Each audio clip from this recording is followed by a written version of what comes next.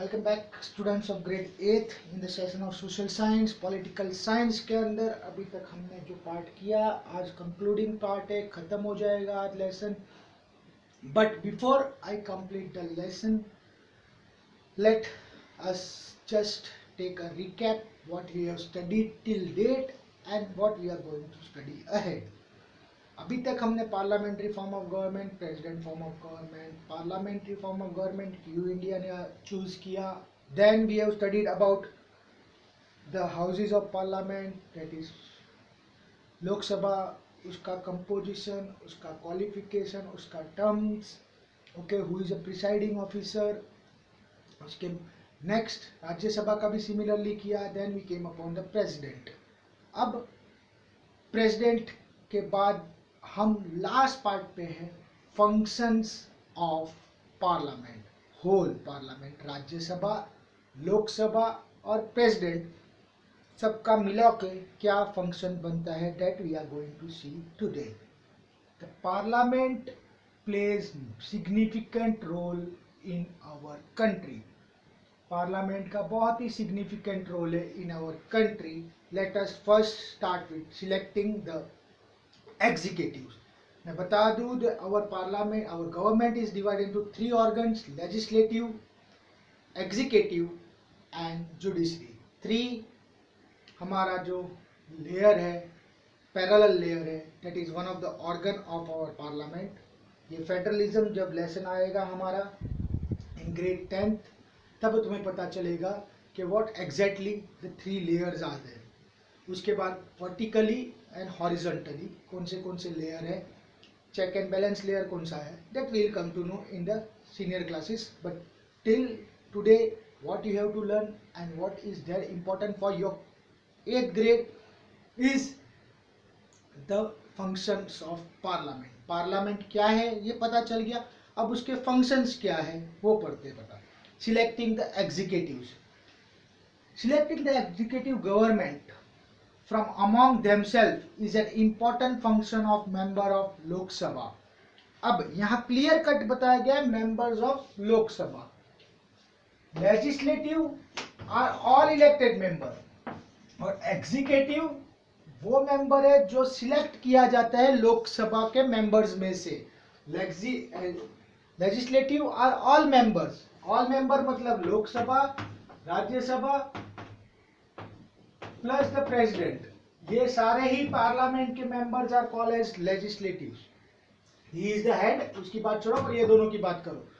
ये सारे ही लेजिस्लेटिव्स में काउंट हो जाते हैं.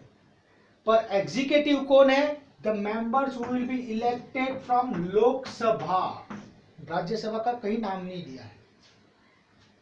The executive is a group of person who works together to implement the law made by the parliament. law made by the parliament मतलब this is parliament, this is legislative, मतलब वही है. parliament and legislative one and the same. इन्होंने जो law बनाया है, they are law makers. ये law makers जो है, जिन्होंने जो law बनाया है, executive implement the law, enforce the law या implement the law. ये तो सिर्फ बनाते हैं और ये इंप्लीमेंट करते हैं, लागू करते हैं. The Lok Sabha result shows total number of MPs, member of parliament, belonging to each political party to form a government. A political party must have majority of MP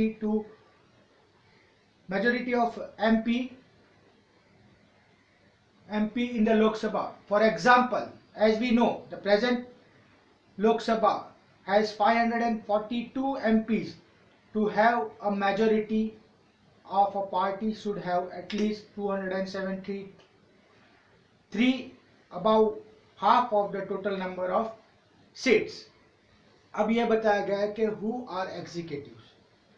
जो मेजोरिटी पार्टी होती है लोकसभा में, अभी फिलहाल हमारे पास 543 इलेक्टेड मेंबर है टू इंडो इंग्लैंड से, या 45 इलेक्टेड मेंबर्स है. उसके more than half should be there with one party, तो वो सरकार बनाएगी. जैसे अभी एग्जाम्पल बीजेपी के पास है, उसके पास मिनिमम 270 सीट खुद की होनी चाहिए या ज़्यादा हो जाए, दैट इज़ नॉट डिफरेंस। तो 273 ऑलरेडी है उनके पास, उसके और उसके अलाइन के पास, तो वो आराम से गवर्नमेंट फॉर्म कर रही है। अभी जो हमारी प्रेजेंट गवर्नमेंट, मैं उसकी बात कर रहा हूँ। The prime minister is the leader of the majority or the ruling party of Lok Sabha. Prime Minister is a leader.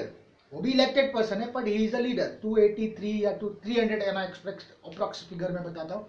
300 जो मेंबर मेजोरिटी में है, उसका जो लीडर होता है एक, वो है prime minister. He or she further select minister from among the MPs who belong to his or party to work with him to implement decision passed by the parliament. अब यहाँ आ जाओ, अब मेजोरिटी का जो लीडर होता है, majority party rule करती है, ठीक है, इसका लीडर प्राइम मिनिस्टर होता है। अब प्राइम मिनिस्टर अपनी टीम सिलेक्ट करता है, most of the time select ही होती है, इलेक्ट नहीं होती, वो सिलेक्ट करता है। क्यों? क्योंकि जो ये लॉ मेकर्स ने जो लॉ बनाया उसको इम्प्लीमेंट करने के लिए वो अकेला इम्प्लीमेंट नहीं कर सकता है, वो टीम सिलेक्ट करता है या मेंबर सिलेक्ट करता है। These ministers take charge of various government ministry such as Ministry of Finance, Ministry of Home Affairs, etc. The largest among the parties that oppose the ruling party is called as opposition party. अब opposition party की बात बाद में करता हूँ। ये elect करते हैं, सिलेक्ट करता है prime minister with the help of president. बहुत बार ऐसा होता है कि with the help of president या फिर on the basis of their mutual understanding, party की म्यूचुअल अंडरस्टैंडिंग के हिसाब से वो सिलेक्ट कर देते हैं कि किसको होम मिनिस्टर यानी किसको फाइनेंस, किसको डिफेंस, किसको एक्सटर्नल अफेयर और डिफरेंट डिपार्टमेंट जो हमारे कैबिनेट मिनिस्ट्री है। These guys are called as executives. अब what is the opposition? Opposition जो मेजोरिटी के बाद जो सामने रह गए, समझो हमारे का 545 है और उसमें से 300 प्लस 300 सीट समझो मेजोरिटी के पास है, तो बच गया जो 245, वो है ऑपोजिशन में, ऑपोजिशन पार्टी में। At times, no political party get majority in the Lok Sabha. In such case, please underline, in such a case, different political parties of similar concern make a temporary alliance to form a government. Such type of government is known as coalition government. Please, ये तो majority आ गई, majority party rule करती है, majority का leader बन जाता है prime minister जब मेजोरिटी आती है। सपोज मेजोरिटी नहीं आती है, जैसे मैंने एग्जांपल दे रहा हूँ स्टेट का, अपने सेंटर में तो मेजोरिटी है, स्टेट की महाराष्ट्र की बात कर रहा हूँ। महाराष्ट्र में मेजोरिटी नहीं है, इसके पहले बीजेपी के पास मेजोरिटी थी, जब 2019 के इलेक्शन के बाद बीजेपी के पास मेजोरिटी नहीं रही, तो बीजेपी के अलावा कांग्रेस, एनसीपी एंड शिवसेना, ये एक मेजर पार्टीज है। अब बीजेपी के पास मेजोरिटी नहीं आई, मिनिमम सीट, मिनिमम कोटा नहीं आया जो उसको सरकार बनाने के लिए चाहिए, तो तीन अलग पार्टी शिवसेना, कांग्रेस और एनसीपी कंबाइन हो गए और मेजोरिटी फॉर्म कर ली। दिस गठबंधन की सरकार इस कॉल्ड एज कोलिएशन। पहले भी ये पॉइंट एक्सप्लेन हो चुका है। In other words, coalition government is alliance formed by political party after elections when no party gets adequate what seat needed for the government. Ruling करने के लिए जो मिनिमम कोटा है, अगर वो मिलता नहीं है तो दो तीन party of same natures combine हो जाती है। कभी कभी सेम नेचर होती है, कभी कभी नहीं होती है, देन ऑल्सो कंबाइन करते हैं खाली गवर्नमेंट बनाने के लिए। अभी जैसे हम बीजेपी महाराष्ट्र की बात करें, और शिवसेना और Congress way the anti of each other, एक दूसरे के इलेक्शन से पहले, रिजल्ट आने से पहले एक दूसरे की बुराई की, रिजल्ट आने के बाद गवर्नमेंट फॉर्म करनी थी इसलिए एक दूसरे के साथ हो गए। This is politics. पॉलिटिक्स बहुत खतरनाक चीज है, पर पॉलिटिक्स साइंस का टीचर होने के कारण I have to accept what is the fact. But politics में अगर सरकार नहीं बनती है तो एक प्रोविजन होता है कि दो तीन पार्टी मिलके एक सरकार बना देती है, and then they rule, but their rule is, इन लोग ने खुला खुद ने भी बोला है, टेम्पोरल गवर्नमेंट होती है। टेम्पोररी होती है, परमानेंट नहीं रह सकती, क्योंकि विचारधारा मिलती नहीं है। अगला कुछ और बोलता है, अगला कुछ और बोलता है, एंड देन हमने देखा कर्नाटका में भी ये प्रीवियस कर्नाटका के जब इलेक्शन हुए थे तो यही हाल हुआ था। ओके, जेडीयू प्लस कांग्रेस ने सरकार बना दी थी। आफ्टर दैट कुछ साल, 1.5 साल के बाद जेडीयू के कांग्रेस के मेंबर्स, जेडीयू कांग्रेस के मेंबर रिलीज, वहाँ तो सरकार बहुत खतरनाक बनी। अगर उसका एग्जांपल मैं अगर आपको दूं तो यू विल फाइंड कि व्हाट इज पॉलिटिक्स। वहाँ इलेक्शन के बाद क्या हुआ था, कांग्रेस को कुछ 35 to 38 सीट्स मिली थी, जेडीयू को, सॉरी,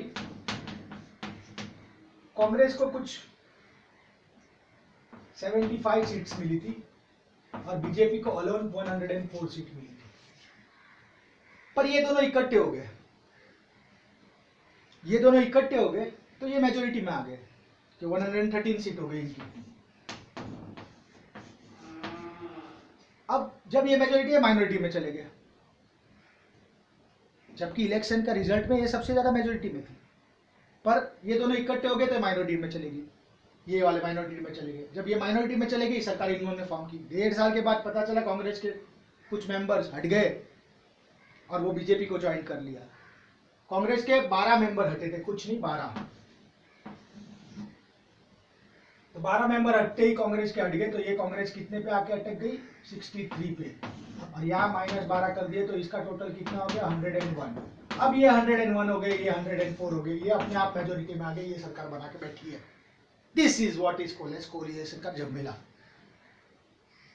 कि यहाँ वी कैन नॉट एक्सपेक्ट सरकार टू स्टे लॉन्गर, स्टेबिलिटी नहीं होती है गवर्नमेंट की कोलिएशन गवर्नमेंट में। इनफैक्ट पिछले 2 से इलेक्शन पे, लास्ट इलेक्शन और उसके पहले इलेक्शन से इंडिया में जो सेंटर में सरकार है एटलीस्ट वो स्टेबल है। स्टेबल मीन्स मेजोरिटी की सरकार है।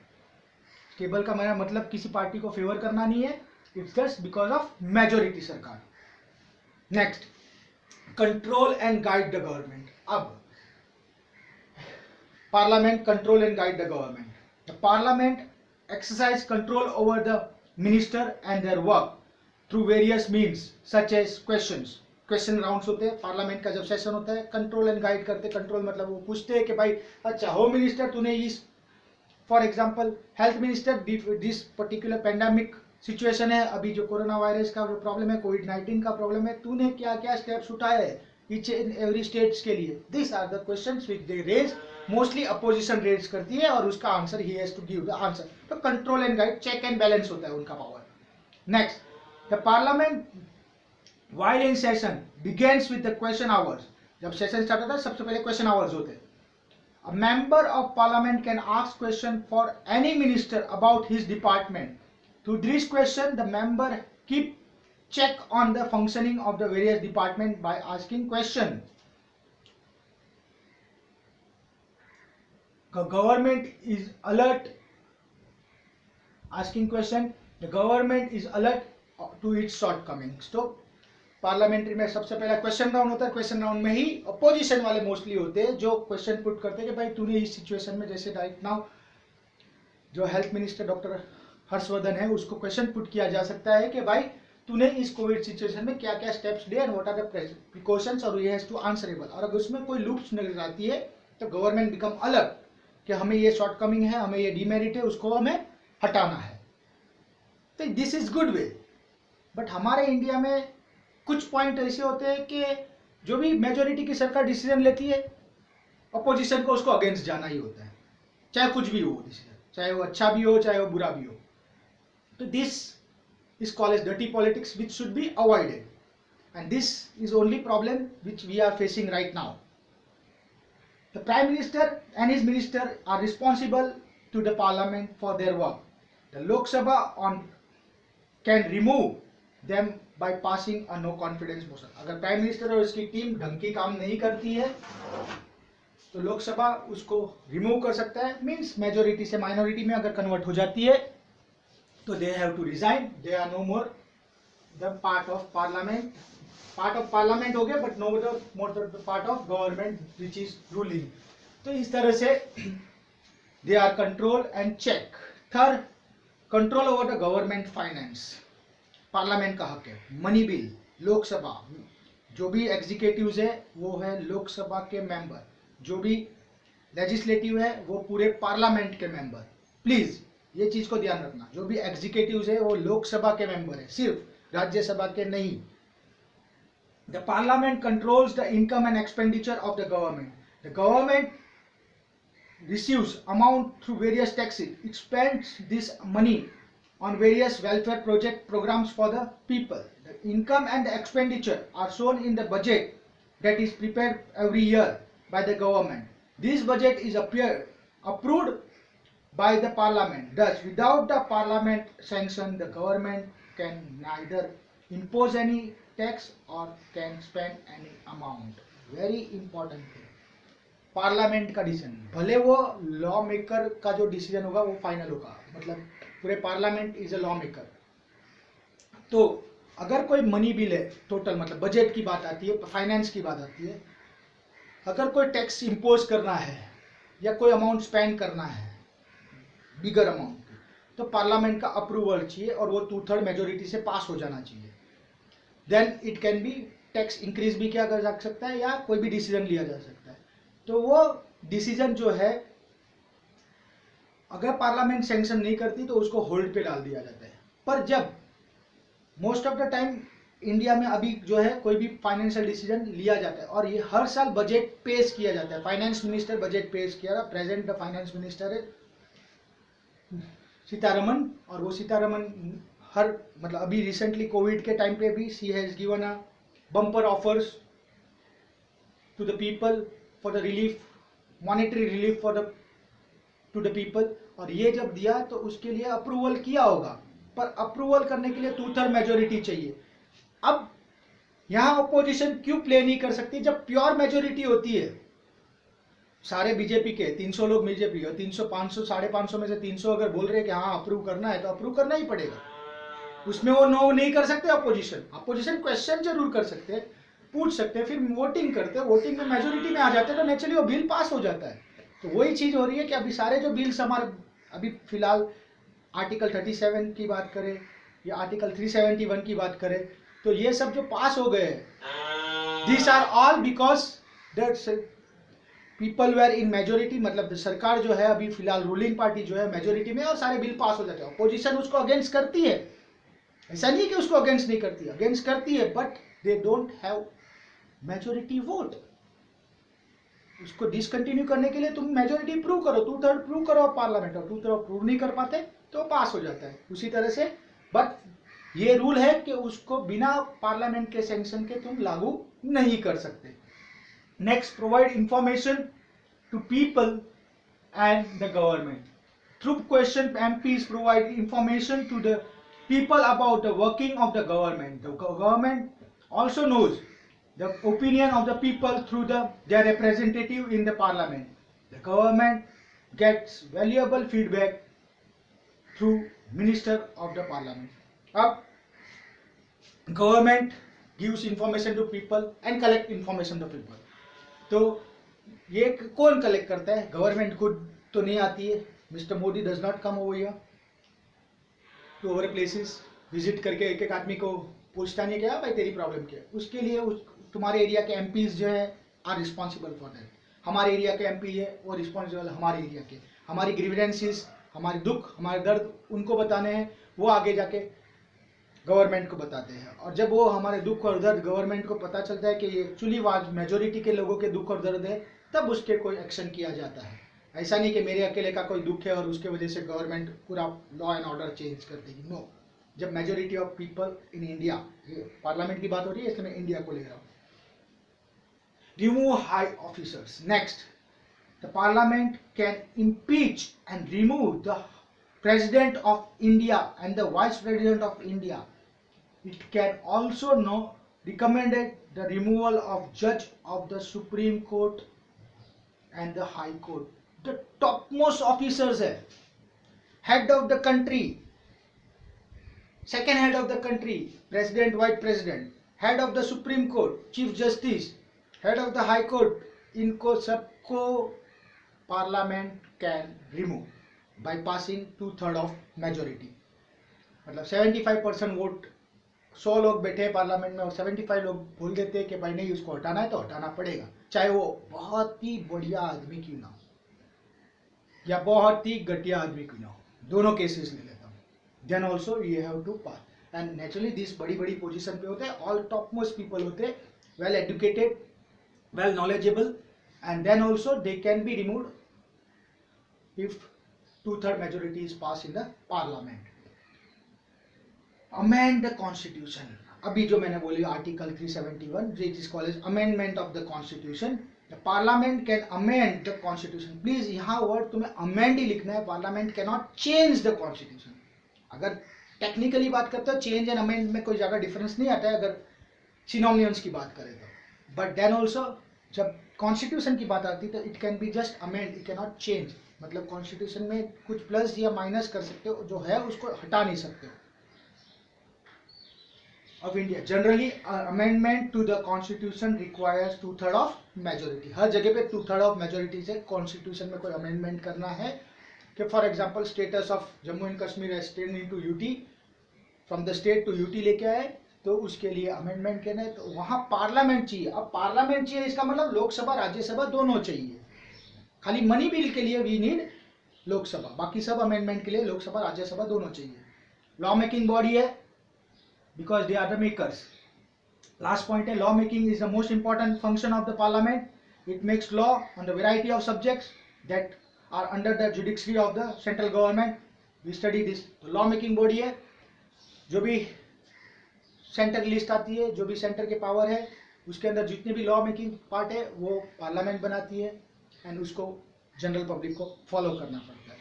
नाउ ये तो हमने देख लिया। अब आपको पता चल गया कि एग्जीक्यूटिव कौन है, legislative. Legislative are the all the members of the parliament, irrespective Lok Sabha Rajya Sabha, ऐसा कोई नहीं है। लोकसभा राज्यसभा सारे ही लेजिस्लेटिव है। एग्जीक्यूटिव जो प्राइम मिनिस्टर और उसकी टीम है वो एग्जीक्यूटिव पावर, प्रेसिडेंट भी आ जाते हैं उसमें, बट प्राइम मिनिस्टर एंड उसकी टीम, क्योंकि प्रेसिडेंट के कंसर्न के बगैर कुछ काम नहीं चलता है इंडिया में। कंसर्न लेते हैं, they are just inform, they do not take suggestion. अब रिकॉल करो, रिकैप करो पूरा लेसन को। Parliamentary president form of government, distinguish between. आज की आपका assignment, complete first question exercise में से, टेक्सचुअल एक्सरसाइज। ओके, टेक्सचुअल जो एक्सरसाइज दी है तुम्हारी टेक्स्ट बुक के पीछे, उसमें से question number 1 that is MCQ and question number 2 that is very short answers. ये दो तुम्हें करना है, question number 1 and question number 2। Apart from this एक क्वेश्चन जो मैं दे रहा हूँ which you have to do, just let me check whether it is there in your textual part में है या नहीं है।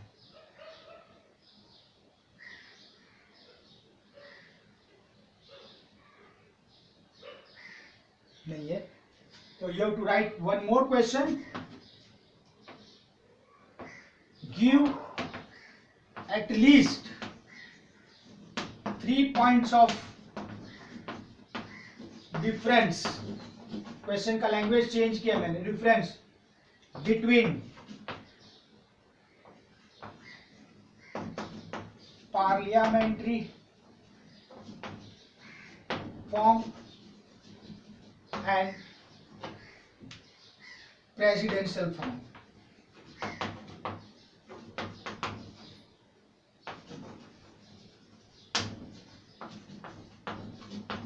Parliamentary form of government and presidential form of government. So this is the assignment for date 10/7. This video will be आपको view करने के लिए, लिखने के लिए टाइम दे रहा हूं मैं।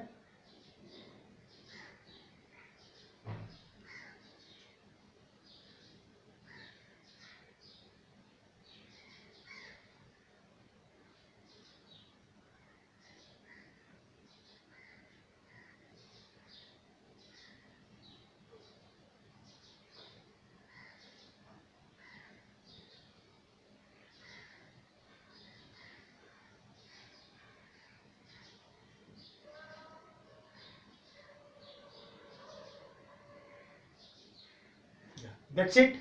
So now हमने ये देख लिया कि आपको क्या असाइनमेंट करना है। रिकॉल कर रहा हूँ वापिस आपको पूरा chapter. This chapter is over now, no more any doubts अगर कोई है that you can clear it off when we have a problem solving sessions. So parliamentary form of government के distinguish between, उसके बाद need for parliament government, India ने क्यों choose किया parliamentary form of government, फिर पार्लियामेंट, फिर लोकसभा के member, Rajya Sabha के मेंबर, प्रेसिडेंट, उसका पूरा detail, and then the functions of parliament. This are the topics which we have covered. अगर मैं एक बार रिकॉल कर दूं, parliamentary form of government and presidential form of government. Next, why India ने चूज किया parliamentary form of government. Next, parliament के members, Lok Sabha, Rajya Sabha and president, और उनके डिटेल्स.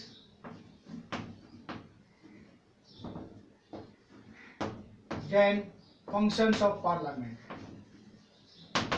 ये topics we have already complete and this should be very clear to you in course of time. आज का assignment you have completed, means you have understood. This is the end for the lecture. We will go with the next lesson in the next session. That's it for the day. Thank you very much. Stay safe.